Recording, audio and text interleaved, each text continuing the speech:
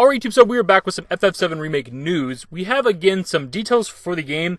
They come from a rather unlikely source, similar to yesterday's video. What we have here is the actual ESRB rating for Final Fantasy VII Remake, which we already know the game was rated T for Teen, but it's like on their website where they actually give you like a paragraph explaining why the game gets that rating.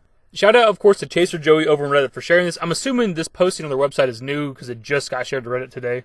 So as usual, we're just going to read over it first and then we'll break it down. T for Teen, language, suggestive themes, use of alcohol and tobacco, violence. Ratings, summary. This is an action role-playing game in which players follow the story of a mercenary, Cloud Strife, on a quest to save the planet from evil. Players explore the city of Midgar, perform various quests, and battle monsters and soldiers in frenetic melee combat. Characters use swords, staves, guns, and magic spells to battle fantastical monsters and human soldiers. Combat is highlighted by cries of pain, impact sounds, and explosions. Cutscenes also depict instances of violence, characters impaled by swords off camera, a man shot repeatedly while on a stairwell, some female characters wear revealing outfits, e.g. deep cleavage. One scene depicts a man ogling women's bodies while making suggestive hand gestures and hip movements. The game contains some alcohol content, ordering something hard and bitter, and watching a character drink, searching for a person at the drunkard's den, watching characters drunk and slurring their speech. One cutscene depicts a character smoking a cigar. The words shit, asshole, and prick appear in the dialogue. So really quickly before we even hop into this, we are going to throw up a spoiler warning for the entire video because we're going to talk about some important things that happen through the story of FF7. A lot to go over here, but really quickly I wanted to compare the original game's ESRB rating to the remakes. What you see here is they both have a warning for language. The original game had a warning for mild suggestive themes, whereas the remake has a warning for just suggestive themes. The remake also has a warning for the use of tobacco and alcohol, which the original game did not. The original game also had a warning for fantasy violence, whereas the remake just has a warning for violence as a whole. But what is interesting and stands out to me is the original game had a warning for blood, whereas the remake does not have a warning for that. The reason why this matters at all is there are several things that happen in the Final Fantasy story that warrants blood. There's people being stabbed all by Sephiroth, President Shinra, Cloud in the past, Aerith of course, and in the original game there wasn't any blood during that, but obviously there should have been. There was, however, instances in Final Fantasy VII where there was blood. For example, Sephiroth slaughtering the Midgar Zalem. The very end of the game, whenever Cloud's about to kill Sephiroth, he's bleeding from his head.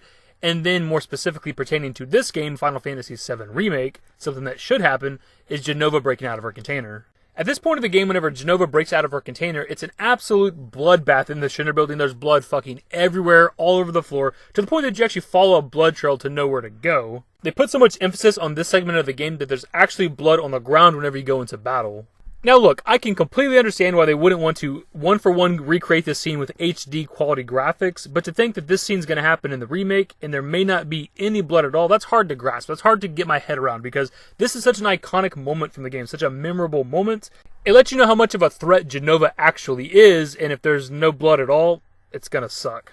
And the main reason why I point this out is modern Final Fantasy games let you know if there's blood in the game, and the fact that this doesn't have a warning for blood or even mild blood tells me there's probably not going to be any. So let's hop right into what's worth talking about. Cutscenes also depict instances of violence, characters impaled by swords off camera. The immediate thing that comes to mind with this has to be Sephiroth killing President Shinra. In the original game, it happened off camera. We walked into President Shinra's office, he's laying there at his desk with a sword in his back. But we got this image the other day of Sephiroth standing in President Shinra's office, which would lead you to believe that we're actually going to see Sephiroth kill President Shinra this time around, but with the description of characters getting impaled by swords off camera, and the fact that there's no blood in the warning for the game.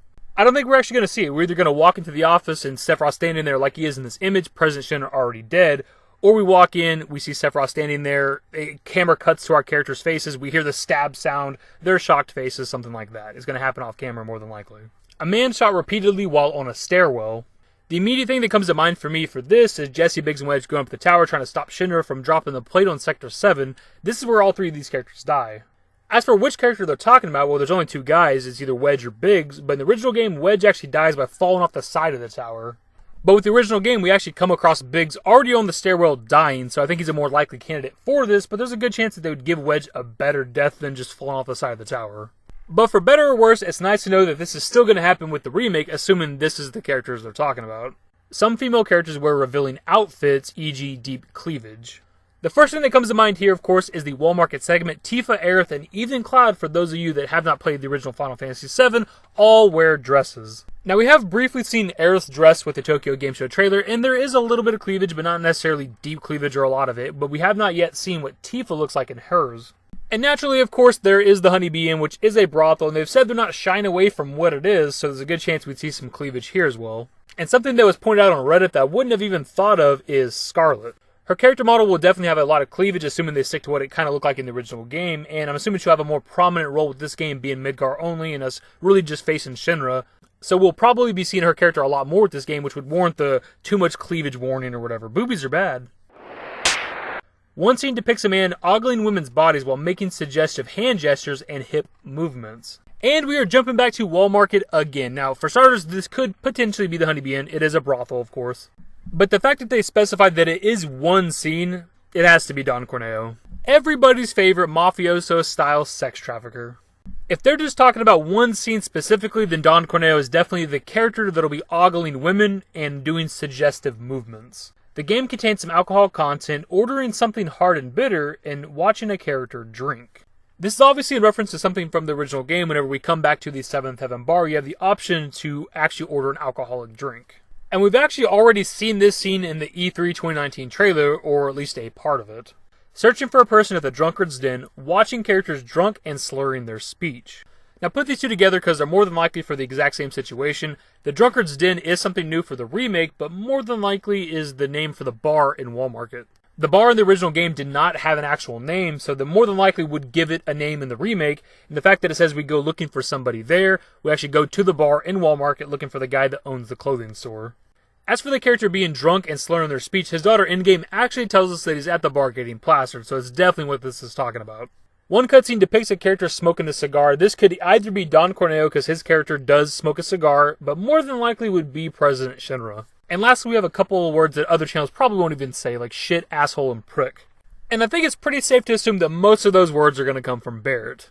And similar to yesterday, man, it's crazy how much information you can derive from unlikely sources. We got a lot of info just from a story synopsis, and it's crazy how much info we were able to derive from an ESRB rating. I mean, we got the name of a new location, the Drunkard's Den. Like, that's crazy to get from this. Well, I guess technically not a new location, but still, it's a named location we've never heard of.